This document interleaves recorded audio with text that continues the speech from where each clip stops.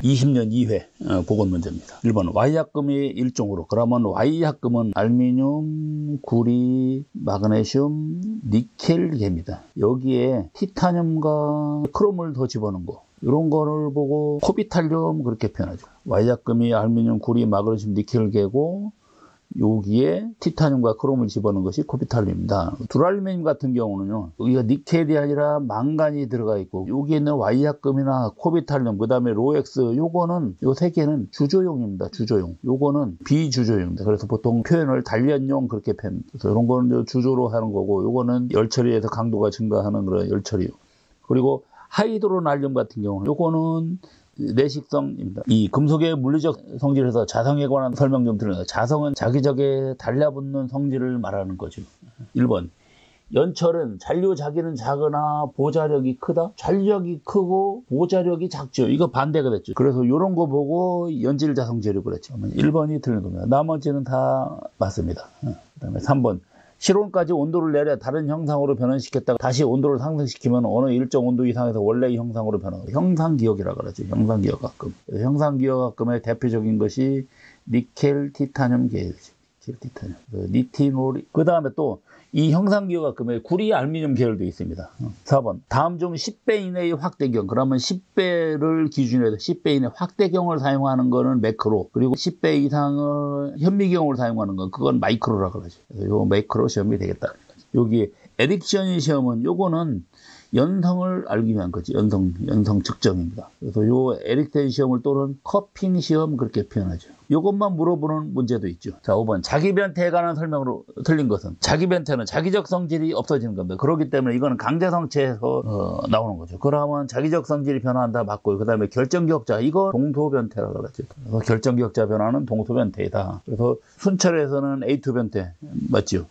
768도. 그 다음에 점진적이고 연속적으로 계속해서 쭉 변화한다는 얘기. 그래서 어느 순간에 갑자기 이게 연속적으로 변화한다는 얘기는요, 어느 순간에 그 강자성체가 비자성체로 이렇게 바뀌는 것이 아니라 점차적으로 자성을 점점 잊어버리는 겁니다. 자, 다음 그림에서 공정 반응을 나타내요. 그 공정 반응은 액체가 고체 1 플러스 고체 2로 바뀌는 과정입니다. 자, 그럼 여기가 용액이고, 자, 그럼 이때 요 반응을 볼까요? 여기서는 어떻게 됩니까? 여기서는 이쪽이 M이고 이쪽이 N이기 때문에, 그러면 여기의 조직은요, M 플러스 N이 됩니다. 그거는 어떻게 할 수 있냐면, 이때 선을, 여기다 이렇게 선을 살짝 그려봐요. 그러면 여기에 만나는 쪽이 M, 그럼 여기 만나는 쪽이 N 고용체거든요. 그러면 M하고 N 중간이 이렇게 된다는 얘기입니다. 그래서 우리가 이런 거를 알파, 이럴 때는 이제 베타 그렇게 표현합니다. 여기에 용액이 뭡니까? 고체 하나하고 고체 둘, 다른 고체 두 개로 바뀌는 거. 이것이 공정 반응이거든요. 그러면 해당되는 온도선이니까 온도선은 이렇게 평행하게 그어야 되죠. 반듯하게 이렇게. 그러면 C 여기가 되겠죠. 그러면 여기가 지우고 나면은 CDE가 되겠죠. CDE. 이것이 공정 반응선이죠. 그 다음에 ACF 같은 경우는 이쪽 선은 여기 알파 고용체 형성되는 선이고, 그리고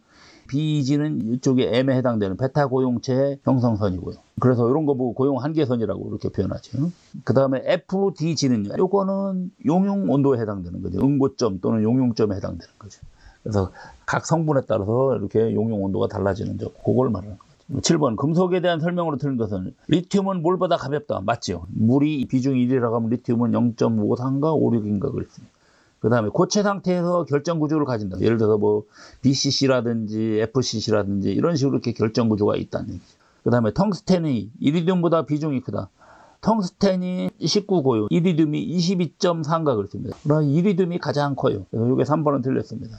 그래서 우리가 비중이 가장 큰 거는 이리듐, 그 다음에 비중이 가장 작은 것은 여기 있는 리튬 0.54죠. 일반적으로 용융점이 높은 금속은 비중도 큰 편이다. 그래서 텅스텐 같은 경우는 용융점도 상당히 높죠. 그래서 우리가 용융점이 가장 높은 거는 텅스텐이죠. 그 다음에 8번 다음 중 주철에 관한 설명으로 틀린 것은, 비중은 C와 SI 등이 많을수록 작아진다. 이런 것들이 많으면 철이 적기 때문에 아무래도 비중은 떨어지죠. 예, 비중은 작아집니다. 일단 1번은 맞는 거죠. 그 다음에 2번 용융점은 C와 SI가 많아지면 낮아집니다. 맞습니다. 용융점은 더 내려가요. 그래서 온도가 최고 날 때가 1143도까지 이렇게 내려가는 거죠. 그 다음에 주철을 600도 이상 온도에서 가열 및 냉각을 반복하면 부피가 감소한다가 아니라 부피가 증가하는 겁니다. 그래서 이런 현상을 보고 이렇게 부피가 증가하는 거 보고 주철의 성장 그렇게 표현합니다. 그래서 균열이 가고 이렇게 되는 거다. 그다음에 9번 전해인성구리는 약 400도 이상의 온도에서 사용하지 않는 이유로 오른 것은 자, 전해인성구리 같은 경우는요. 높은 온도에서는 조금 더 400도 이상으로 온도가 올라가면 여기서는 수소치성을 발생시킵니다. 전해인성구리 같은 경우는 저거는요. 순수한 구리에 보면은 그 전기동이 있고 그다음에 전해인성동이 있고요. 그다음에 무산소동이 있죠. 무산소동. 이때 동을 전부 다 구리라고 하는 거죠. 그러면 이때 전해인성 같은 경우는 산소가 O2가 대략 한 0.02에서 0.0 한 6 정도, 요 정도 이렇게 들어가 있어요. 그런데 무산소 동과 같은 경우는 거의 산소가 없는 거기 때문에 0.001% 이 정도 수준이에요. 그런데 전해인성 같은 경우는 이 정도 있기 때문에 이때 온도가 조금 높으면요. 대기 중에 있는 요 수소하고 요거가 이렇게 반응을 합니다. 그러므로 해서 수소치성을 일으켜요. 그래서 전해인성구리는 높은 온도 사용하지 않는다. 10번 다음 조직 중 탄소가 가장 많이 함유되어 있는 거는 페라이트는 탄소가 거의 0%입니다. 순철에 가까운 거죠. 0.025%. 그 다음에 폴라이트는 0.8%. 그 다음에 오스테나이트는 2.0%까지 최대 많이 들어가는 거고 시멘타이트는 6.67% 들어가 있는 거죠. 그러면 4번이 되겠죠. 21번 금속의 소성 변형을 일으키는 원인 중 원자 밀도가 가장 큰 격자면에서 일어나는 걸 보고 그 원자 밀도가 가장 큰 격자면과 그 방향에서 진행하는 걸 보고 슬립 그렇게 표현하는 거죠. 문지메탈 하면 육사황동이죠. 타라이언 부식이 발생하기 쉬운 것이 육사황동이다. 이때 여기다가 요 문지메탈에 타라이언 부식이 있는데 요걸 방지하기 위해서 주석을 조금 집어넣은 게 있죠. 주석을 집어넣은 것이 바로 여기에 있는 네이벌 황동입니다. 에드미럴티 같은 경우는 73 황동결입니다. 73 황동에 주석이 이렇게 들어가 있는 거예요. 그 다음에 13번 제도용지 A3는 A4 용지의 몇 배 크기인가. 자, 우리 요거는 항상 크기는 숫자 하나가 차이 나면 2배 정도 차이 나죠. 2배의 차이입니다. A4는 무조건 210에 297이다 하는 거지. 그러면 A3 같은 경우는요. A3는 크기가 어떻게 되는가? 이때 A3는 이렇게 적어야 되지. 297을 그대로 적고 그리고 이쪽은 2배니까요. 여기다가 곱하기 1을 하는 겁니다. 그래서 420이에요. 그래서 예를 들어서 이게 A3 용지라 그래요. 그러면 A3가 여기가 297에 420이면 이거를 반 이렇게 자른 것이 이쪽이 A4 용지가 된다죠. 그럼 A4 용지 2장이 나오는 거죠. 그래서 2배 차이입니다. 그러면 A2 같은 경우는 어떻게 될까요? A2는 이렇게 적는 거죠. 420을 여기다 적고 그 다음에 297 곱하기 1을 하는 거죠. 그러면 596인가요? 596? 이렇게 되죠. 14. 다음 수상도는 어느 입체도에 해당되는 거죠. 자, 정면도가 지금 이렇게 있으면 정면도 앞에서 본 거기 때문에 일단 이 그림이 여기가 요 그림이고요. 그리고 옆에 이렇게 보이는 부분 요것이 여기고 그다음에 여기가 이렇게 보이는 것이 이렇게 보이는 거죠. 1번 같은 애예요. 1번. 그리고 우측면도는 보면은 이쪽 면하고 여기 면이 보이죠. 그러니까는 이렇게 그려지죠. 그 다음에 15번 현과 호에 대한 설명 중 옳은 것은 자, 1. 호의 길이를 표시하는 치수선은 호의 평행인 직선으로 호의 길이를 표시할 때는 이런 원이 이렇게 있을 때 호의 길이는 이렇게 표현하는데 똑같이 현의 길이를 표시하는 치수선 그 현과 동심인 원호의 표시를 한다. 현은 반드시 긋는 거죠. 이거를 다시 한번 이렇게 그림으로 그려보면요. 자, 예를 들어서 이런 게 있을 때요. 이때 우리가 여기에 치수 보조선이 일단 이렇게 있습니다. 치수 보조선을 이렇게 긋고 자, 호 같은 경우는 호하고 현하고 지금 여기가 바뀌었거든요.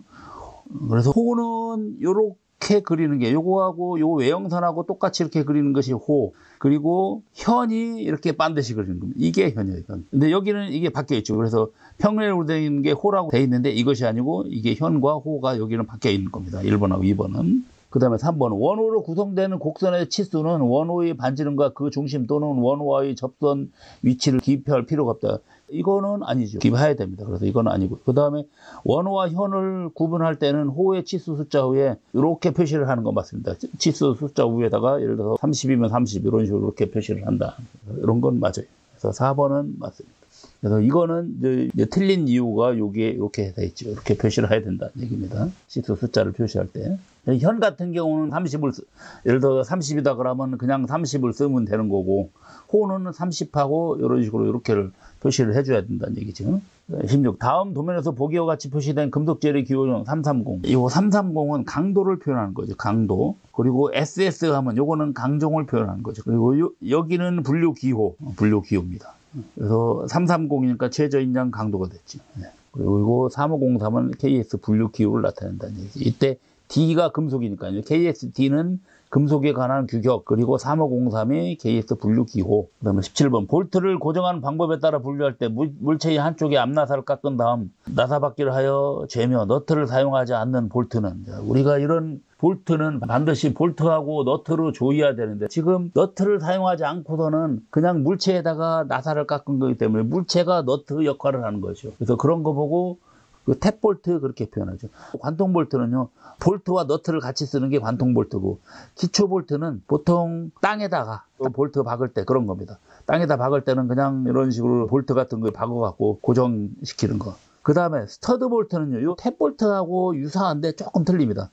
탭볼트는 일단 볼트 대가리는 있어요. 그래서 물체에다가 이렇게 앞나사를 파놨다 그래요. 그러면 여기다가 볼트를 박는데 이것이 탭볼트고, 스터드 볼트는 이때 여기에 볼트 대가리가 없습니다. 그냥 나사만 있는 걸 여기다 박은 다음에 그 위에다가 너트로 이렇게 조이는 겁니다. 너트로 이렇게 조이는 거예요. 그래서 탭볼트하고 유사한데 조금 틀립니다. 18번 그림에서 치수 20, 26에 대한 치수 보조가 옳은 것은, 지금 동그란 것이 4개가 이렇게 같은 정사각형 위치에, 그러니까 요 위치가 정사각형이 된다는 거죠.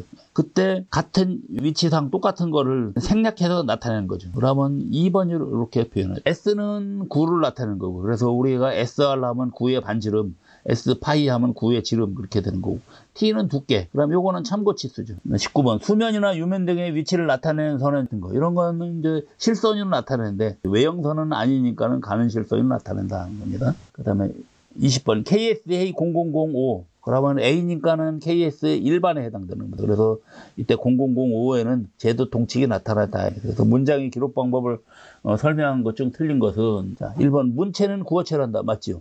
그 다음에 간결한 요지에서 가능한 항목별로 정한다. 맞고요. 기록 방법은 우측서부터 하는 것이 아니라 우리 이거 있는 것처럼 왼쪽에서 오른쪽으로 이렇게 가야 되죠. 그러니까 틀렸지요. 그래서 이것이 틀렸습니다.